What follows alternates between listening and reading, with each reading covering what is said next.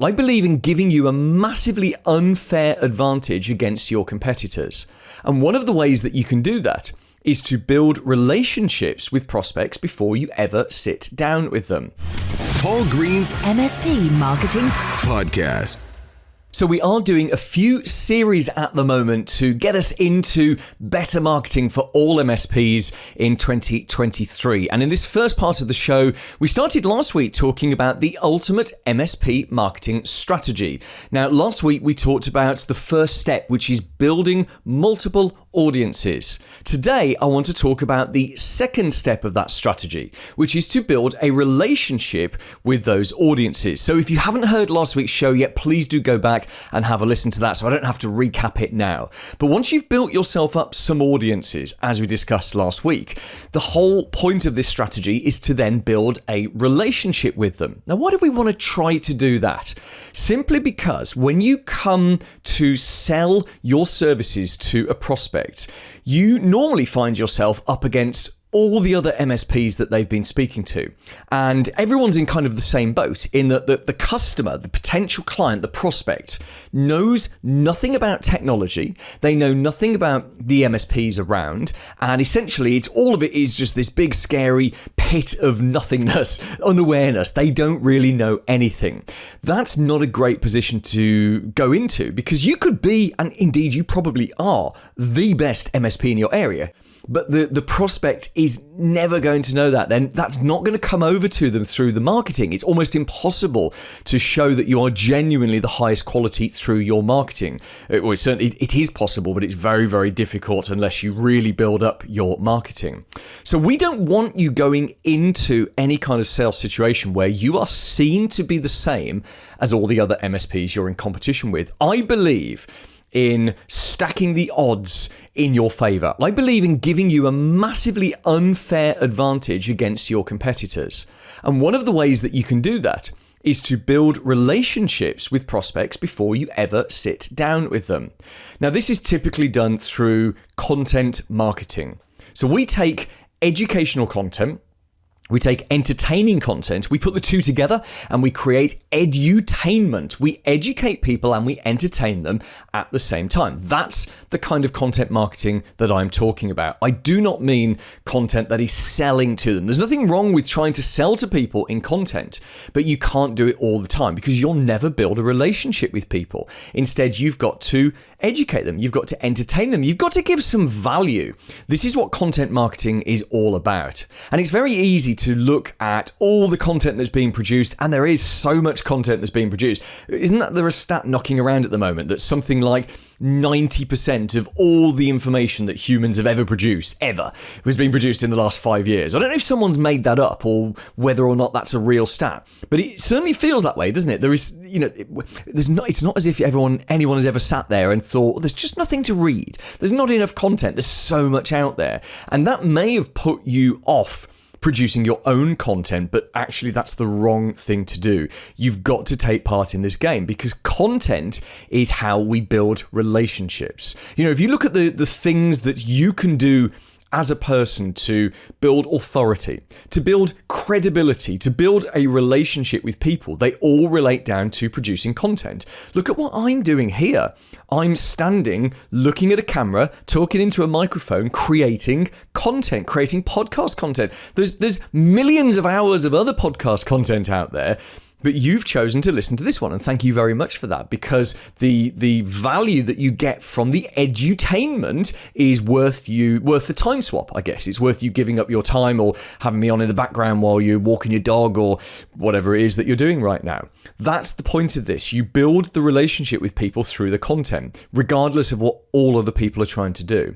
Now, we must never forget that the prospects we're trying to reach, the average business owner or manager, they don't know what they don't know about technology, about IT, about cybersecurity. They literally haven't got a clue. And I'm not being offensive when I say that. They really don't have a clue, and I know they don't have a clue. And that's why we must educate them and entertain them at their level. We mustn't talk about admin settings. We mustn't talk about ransomware attacks in any more than, educating people about how easily it can start and how it's most likely to start in their email inbox. We've got to educate them and entertain them about stuff that is relevant to them. So you've got to understand your audience. What drives them? What do they want? What do they need? What do they fear? What keeps them awake at night? What's the thing they want more than anything else? Well, we can pretty much guess, regardless of which niche or geographical area you're in. They want business growth. They want happier staff. They want more clients. They want more revenue. They want more net profit. They want it to be easier. Don't we all just want it to be easier? And can you think of ways that technology can make things easier for them? Well, I can think of a million ways, and I'm not even an MSP. I'm not a technology guy, but I've spent 7 years talking to technology people, and that kind of rubs off on you. I have an idea of how technology just makes business easier. That's the kind of stuff we want to educate them about, because it's what's relevant to them. And if it's relevant, it's more of interest, they're more likely to consume it. And if they consume it, if they engage with it, at the point they're ready to buy, they are much more likely to see you standing out from all the other MSPs. That's the goal here. It's about on the day they're ready to buy. You can't make someone buy before they're ready. People only buy when they're ready to buy. But on that day, we want all those other MSPs that you're in competition with to be here, and we want you to be slightly above it because you've built a slight relationship with that person. And maybe you've done it through content marketing. Maybe it's been through good multi-touch point marketing. You could take your LinkedIn audience, your email database, and just from those databases, someone who has seen your posts on LinkedIn and maybe received a message from you on LinkedIn and read your LinkedIn newsletter and opened some emails from you and clicked through to your website and enjoyed looking at that. Maybe even watched a video on your YouTube channel, maybe even, maybe even seen you on another platform or even met you in real life. There is a certain level, it's a low level, but there is a certain level of relationship there, and that's what pushes you up. So, practical matters. How do you actually do this? Well, last week I recommended you build up your LinkedIn connections and you build up your email database. So, on a practical level, first of all, you post content on LinkedIn every day. And I'm talking 6 to 7 days a week. Stop at 5 if you want. It doesn't really matter. I don't do LinkedIn at weekends, but that's a personal preference. That's a personal choice. You can do it 7 days a week, but put some content on LinkedIn once a day, every single day of the week. The second thing that you need to do then is send out an educational email once a week. So that's our kind of rhythm. Social media goes out daily, emails go out weekly. There is a monthly one, which is sending out a printed newsletter, but we'll cover that off in a future podcast. And in fact, we have spoken about it in previous podcasts as well. You can go searching for that.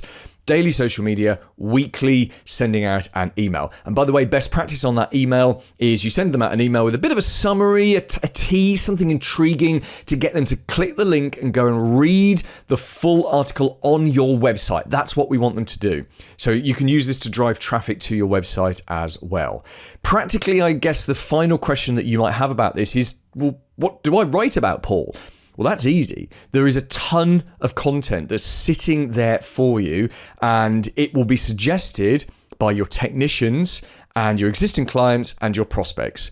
Every time you have a sales meeting and they ask you a question and you think, ooh, I get that question a lot.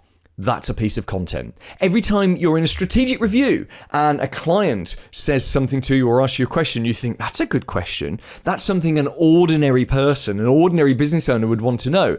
You write it down. It becomes a piece of content. There's a great book for this. Well, you'll have heard Marcus Sheridan just a couple of weeks ago on the podcast, the author of They Ask, You Answer. It's the best book I've ever read on content marketing. And it's quite in-depth, but it certainly tells you the kind of content that people want to read. They have questions about how to buy what it is that you sell and, just general technology questions, and answer those questions. That is the easiest way to put out content. So last week we talked about building multiple audiences. This week we've talked about building a relationship with them. There's one final step on that. We're going to cover it off next week, which is how you commercialize those audiences. Paul Green's MSP Marketing Podcast.